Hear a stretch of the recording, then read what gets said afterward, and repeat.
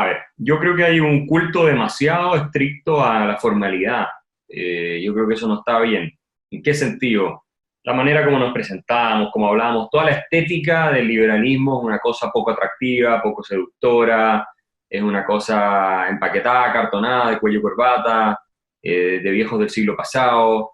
En vez de hacer algo cool, más sexy, más tipo Google del liberalismo, que hemos tratado de hacer nosotros en la fundación y nos ha resultado. Yo te lo digo porque a nosotros sí nos ha resultado, y nos ha resultado con un éxito impresionante en las nuevas generaciones, como con una estética mucho más joven, mucho más relajada, con rigurosidad intelectual, pero con una forma de hacer las cosas más entretenidas, con mucho uso de tecnología, con presentación y diseño atractivo, etc. Todo eso es importante hacerlo. Y metiéndole un poco sentido del humor también, sin que sea algo tan grave, tan serio, eso a la gente no le gusta, la cosa demasiado grave, demasiado seria, demasiado dura.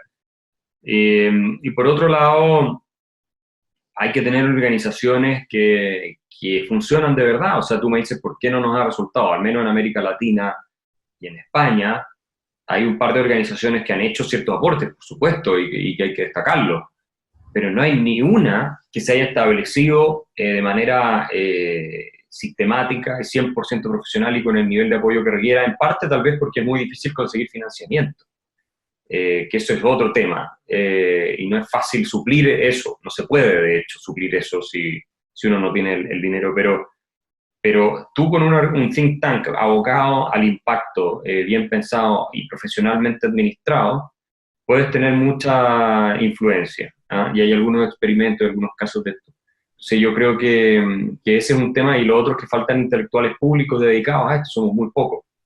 En España, bueno, tienes un par, está Juan Ramón, está Daniel y hay otros más, pero falta más gente, somos muy pocos. Si tú comparas la cantidad de intelectuales públicos que tienen los socialdemócratas o la izquierda o qué sé yo, y aparte políticos muy vociferantes frente a los políticos del otro lado que son más bien acomplejados y también poco claros en su idea.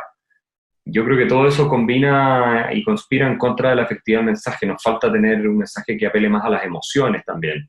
No por el contenido, sino por la forma. El contenido puede ser el mismo, la misma cosa, la misma idea. Esto es algo que Hayek tenía claro por lo demás, ¿ah? Yo voy a trabajar en un paper sobre esto donde Hayek él tiene claro que el liberalismo no puede triunfar si no apela a un cierto sentido de utopía, a una cierta cosa más épica. Y nosotros, yo creo que en buena medida hemos ido fallando en América Latina en eso. Hablabas de financiamiento y me parece interesante. ¿Por qué crees que es difícil? ¿Hay incentivos quizás entre la gente pudiente que tiene dinero de irse hacia el poder y hacia el lobby? Es decir, ¿es algo de las mismas ideas liberales que no podemos atraer gente con dinero que crea realmente en la competencia? No sé, un poco cómo ves eso. Bueno, la gente con dinero tiende a ser ignorante, a leer poco, no entender bien cómo funcionan los procesos de cambio social, los riesgos que existen cuando avanzan ciertas corrientes de ideas. Piensa tú en España, Podemos cuando estuvo a punto de tal vez llegar al gobierno un tiempo atrás, eso no fue hace mucho tiempo, yo estaba allá y veía a la gente desconcertada, sin entender lo que estaba pasando, muchos de ellos. Bueno, estas cosas pasan, España se salvó, pero podría no haberse salvado. Bueno, ahora tienen un gobierno que no es de lo mejor tampoco, encuentro yo por lo menos. Pero esperemos que no sea por mucho. En todo caso, eso ocurre con los ricos y aparte se acomodan con el poder, es cierto. Ellos para velar por el bien de su fortuna y que no los afecten, no asumen ningún costo defendiendo ciertas ideas, les cuesta asumirlo. Pero ocurre muchas veces lo que está ocurriendo hoy día en Nicaragua. Ves tú que Ortega está masacrando a su gente con más de 300 muertos en los últimos 3 meses. Y todos los empresarios ahora quieren que salga, pero los empresarios estuvieron con él contentos, felices, durante más de una década, porque él los dejaba hacer sus negocios y entonces estaban ahí aliados básicamente con Ortega y le prestaron el respaldo. Lo mismo pasó con Chávez al principio.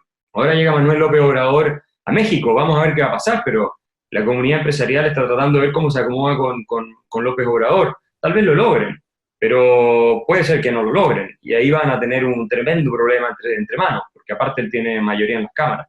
Y así suma y sigue. Yo no creo que habría sido posible acomodarse con un Pablo Iglesias en el poder o con alguno de ellos, sería muy difícil. Y estas cosas ocurren, entonces los empresarios no son conscientes y por lo tanto no apoyan a las ideas o las organizaciones que las van a difundir. Algunos lo hacen, pero son muy pocos, son más ilustrados, son más iluminados, son más conscientes y están dispuestos tal vez a asumir un costo por defender lo correcto, pero la mayoría no quiere problemas. Entonces, yo creo que ese es uno de los argumentos por qué no se meten y porque además son muy cobardes la mayoría de ellos. Entonces son cobardes y están muy cómodos y piensan que no, el mundo va a seguir siendo siempre igual y nunca va a venir ninguna catástrofe y están asegurados. Entonces, ¿para qué lo van a hacer? Uno se pregunta por qué, y te puedo dar mucho otro ejemplo de empresarios que por décadas han fomentado a la izquierda más radical y la han aplaudido y se han sentido siempre con esta culpa cuando viene Felipe Berrío a hablar de las universidades Cotamil, a introducir todo ese veneno social de resentimiento, porque todo eso contribuyó al desastre que hemos vivido y ellos financian finalmente a personas que están buscando destrozar los fundamentos que permitieron ser ricos, ¿no? Que por lo demás, a mi juicio, le han hecho una gran contribución a Chile. Pero desde ese otro punto de vista, están haciéndole mucho daño al país y a diferencia de ellos, la mayoría de los que viven en este país no se puede ir si se arruina completamente. Entonces, es una cuestión que requiere una explicación más de fondo. Una puede ser simple ignorancia, simple desinterés, y la otra es que utilizan estos medios de comunicación para tener un hedge, digamos, ¿no? Y tener una especie de acercamiento con la izquierda como para tenerlos cerca, de manera tal de que no se salga mucho de madre las cosas. Y eso a mí me parece, por un lado, racional, si tú quieres, pero por otro lado, muy poco patriótico y muy poco responsable.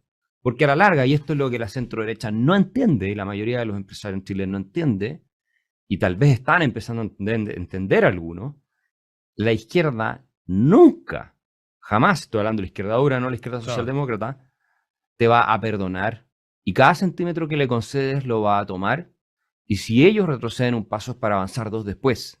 Entonces nosotros, hay un determinado grupo de gente en este país, somos vistos entre los cuales está Carabineros, las Fuerzas Armadas, la mayoría de los empresarios, etcétera, como enemigos.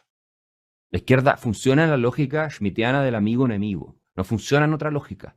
Entonces esto no es como yo veo a algunas personas de Chile Vamos de manera muy ingenua decir, no, es que es cosa de sentarse a conversar de nuevo con el gobierno de Boric, llegar a acuerdos, ¿no? Como en esta utopía habermasiana de lo que es la democracia deliberativa, de poder conversar. No, ellos están en un proyecto, por suerte que se ha desfondado, ¿no? Y están obligados a sentarse un poco más a conversar ahora, pero en un proyecto revolucionario, dictatorial, de destrucción de las instituciones liberales de Chile. Y era evidente en la nueva Constitución. Eso resulta que ahora cambiaron y todos son demócratas liberales que están preocupados por el bienestar del país y la libertad individual. No, eso nunca va a pasar. ¿Harías la fatal ignorancia 2.0? ¿Lo reafirmaría? ¿Harías matices? Sí, ese libro lo escribí el año 2009, se publicó en esa época, y el subtítulo era La anorexia cultural de la derecha frente al avance ideológico progresista. Y se predijo mucho lo que ocurrió después. Si sumas ese con el Chile que viene, que es del año 2007, donde yo lo estaba releyendo y la verdad es que fue bastante profético, incluyendo la parte de la delincuencia y todo lo que estamos viendo hoy día, y el estallido social y todo eso, yo uso ese concepto incluso en el libro. Bueno, yo creo que fui el primero en meter ese tema en toda la discusión de la centro derecha. Después salieron otras personas a tomarlo y a partir de eso surge la Fundación para el Progreso y hacemos todo lo que hemos hecho durante estos 10 años. Creo que hay más conciencia, tú tienes razón en ese punto, de que no puedes abandonar lo que ocurre en los medios de comunicación, lo que ocurre en los colegios, en las universidades, en el mundo de la cultura en general, a su suerte, porque eso termina siendo cooptado fundamentalmente por personas que son más bien de izquierda, y no de izquierda moderada, de izquierda dura, y por lo tanto que avanzan un proyecto que es incompatible con la democracia liberal.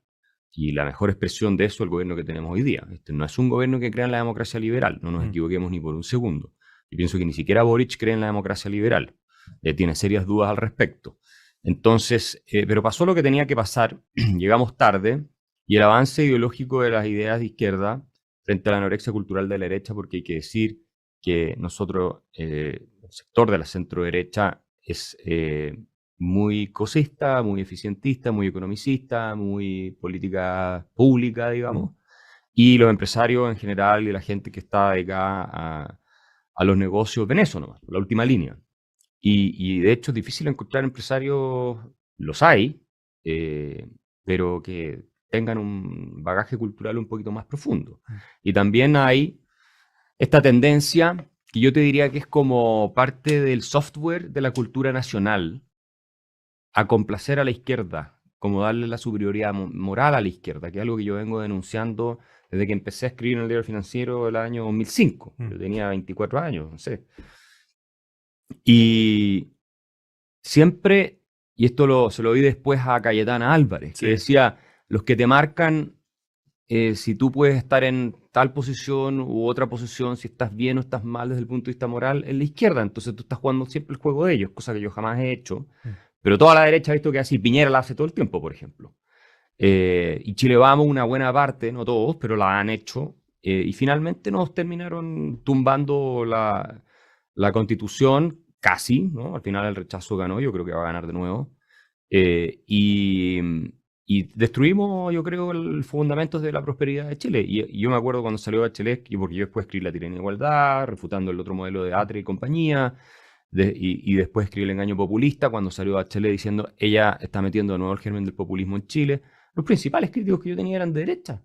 Y decían que yo hablaba tonterías, que no era académico, que esa cuestión no tiene ningún fundamento. Y hoy día está claro que el gobierno de Bachelet II destrozó los fundamentos del progreso chileno, que abrió de par en par las puertas al populismo. Hay poca gente que se atreve a discutir eso, y que lo que planteaba Fernando Atria era tal cual como yo decía en mi libro La tiranía de la igualdad, la destrucción completa del orden social liberal en Chile para instaurar un régimen, si tú quieres, de tipo chavista. Y hoy día nos salvamos de esa peor parte por ahora, pero lo que es el daño ya está hecho y va a seguir profundizándose. Tidri McCloskey, una académica, podría ganar eventualmente el premio Nobel de Economía, espero que lo gane. Escribió una trilogía que se llama La dignidad burguesa, publicada por la Universidad de Chicago. Y lo que dice, y esto es muy importante, es que este proceso de enriquecimiento sin precedentes en la historia humana, que no tenía por qué ocurrir, que es único, nunca antes se ha visto, se debe a la forma en cómo las personas comenzamos a hablar de los creadores de riqueza. A que se dignificó el rol del burgués. ¿El burgués quién es? El comerciante, el emprendedor, el innovador, el prestamista, el banquero. Esos son los burgueses, en términos generales. Por eso la dignidad burguesa. Antes de, digamos, siglo XVIII, XIX, los libros son muy largos, se veía con malos ojos en países como Inglaterra esto de dar crédito, de trabajar. Los aristócratas no trabajaban, tenían gente que hacía el trabajo duro para ellos. Se dedicaban a la política, se dedicaban a la intelectualidad, se dedicaban a los temas militares. Ese era el trabajo de ellos. Y era vulgar, ¿cierto?, dedicarse al comercio, vender una cosa más cara que lo que le había comprado. Bueno, eso empieza a cambiar. Y ese cambio cultural, ese cambio de mentalidad de ideas, dignifica el rol del burgués y por lo tanto se convierte en socialmente aceptable lucrar, ganar dinero, y no solo aceptable, sino que además en algo deseable. Y entonces se desatan las energías creadoras, esto especialmente en Inglaterra y Holanda, pero particularmente en Inglaterra, de gente que siempre había estado excluida del sistema. Y a esto hay que agregarle, obviamente, aquí están los innovadores de nuestra época, ¿cierto? Estos son los que se admiran hoy en día, gracias a esta revolución en ideas. Hay que agregarle instituciones liberales, ¿no? O sea, Adam Smith publica su famoso libro La riqueza de las naciones en 1776, el mismo año de la independencia de Estados Unidos, y ese libro tiene un impacto gigantesco junto con muchos otros pensadores y filósofos que estaban hablando en contra del sistema mercantilista cerrado, estatista, intervencionista, ¿no? Ahí está nuestro amigo Adam Smith, Profit, Markets, etc. Y la combinación de instituciones que fomentan la libertad, es decir, que cada persona pueda perseguir sus propios fines independientemente de lo que espere la autoridad o espere el colectivo, porque eso es la libertad. O sea, que no te asfixie ni el colectivo con la opinión social y que tampoco el Estado pueda imponerte por la fuerza, ¿no?, un curso de acción que no es el que tú has elegido. La combinación de esos dos factores llevó a lo que McCloskey llama el gran enriquecimiento, the great enrichment. Ahora, ¿por qué entonces tienen éxito las naciones y dejan de ser miserables? Piensen ustedes que hace 200, 300 años atrás el 90% de la población europea o más vivía en la extrema miseria. Es más, era el 99% prácticamente de la población, si nos vamos 300 años atrás o 400 años atrás. Y había un porcentaje enorme de gente que moría de hambre o morían de enfermedades que no tenían ningún tipo de solución, ¿no? La Europa medieval es un buen ejemplo de eso. Entonces, son las ideas. El cambio en cómo pensamos. Ahí está todo. Y cómo hablamos. Fundamentalmente es lo que lleva a que se creen cierto tipo de instituciones y esas instituciones producen determinados resultados. Si de pronto acá, en Panamá, a todo el mundo se le ocurriera que es indigno trabajar, que es algo mal visto ganar dinero, que los empresarios son sucios porque lucran, ¿no?, o son unos egoístas que se deben ir al infierno porque están lucrando, y eso se generaliza, ¿no?, y termina convirtiéndose en instituciones que castigan a los que lucran y en una condena social generalizada a los que lucran, este país se va a la miseria en 2 o 3 años. Por suerte eso no va a ocurrir acá, porque tenemos gente que tomó conciencia de esto que estoy diciendo y no lo va a permitir. Aquí tienen 2 famosos economistas. Uno es Keynes, que es de la izquierda, que dio justificación para todos los intervencionismos estatales posibles, y él sostiene una cosa muy sencilla en la que tiene razón al final de su teoría general, que es un pésimo libro que no se los recomiendo. Increíble que haya tenido tanta influencia, pero es porque le dio a los políticos el pretexto de intervenir en todos lados. Tiene otros trabajos mucho mejores. Bueno, y él dice, al final de cuentas, lo que gobierna el mundo son las ideas. Y los políticos son unos seguidores de las ideas que ponen de moda los economistas y los filósofos. Y los que la ciudadanía básicamente abraza. Y ustedes pueden ver que su gran rival, ustedes sabrán, en el siglo XX, Premio Nobel de Economía, Friedrich Hayek, un economista liberal, fue amigo, pero también el gran rival intelectual de Keynes, dice exactamente lo mismo, ¿no?, que al final son las ideas que predominan en una sociedad, cómo pensamos, quién fuera a decirlo, que es como pensamos lo que determina dónde vamos a terminar. O sea, es bien obvio, tratándose de una criatura como el ser humano, que es por definición racional y que toma decisiones basadas en ciertas ideas, ¿cierto? Y cierto plan de acción para el que uno planifica metas. Nos orientamos de acuerdo a eso. Bueno, mira, tú tienes 2 opciones como persona miembro de una élite, ¿no?, y particularmente como empresario. Quieran o no, hoy día todos los empresarios de cierta relevancia son figuras públicas. No existe esto de yo me dedico a mis negocios a ganar dinero y no me meto en nada y nadie me va a decir nada. Eso ya se acabó con las redes sociales, se acabó por el cambio de era, se acabó con los millennials. Esto es otro mundo. Esa cuestión ya no existe. Entonces hay 2 opciones. O tú te perfilas hacia la opinión pública como tú quieres que te vea, o otro va a diseñar tu perfil para que te vean como ese otro quiere que te vean. No hay intermedio. Entonces, tienes que preocuparte de tu imagen, porque tu imagen es parte de tu capital. Es decir, cómo se preocupan de la marca de su empresa, que no tenga mal prestigio, como no se van a preocupar de la marca del rol que están cumpliendo, y a veces hasta incluso su propio nombre, porque se dan ocasiones en que con nombre y apellido se atacan a determinadas personas. Esta es una lección que los empresarios en Chile aprendieron dolorosamente, después de perder miles de millones de dólares, con todo lo que nos ha pasado desde el segundo gobierno de Michelle Bachelet en adelante. Y han salido a tener un poco más de coraje y a plantear de manera más clara, ¿no es cierto?, sus principios y sus ideas. No todos, pero hay cada vez más conciencia de esto y se ha tomado un protagonismo más activo. De hecho, el hombre más rico de Chile es muy activo en Twitter y contesta durísimo a los que lo atacan. Andrónico Luksic.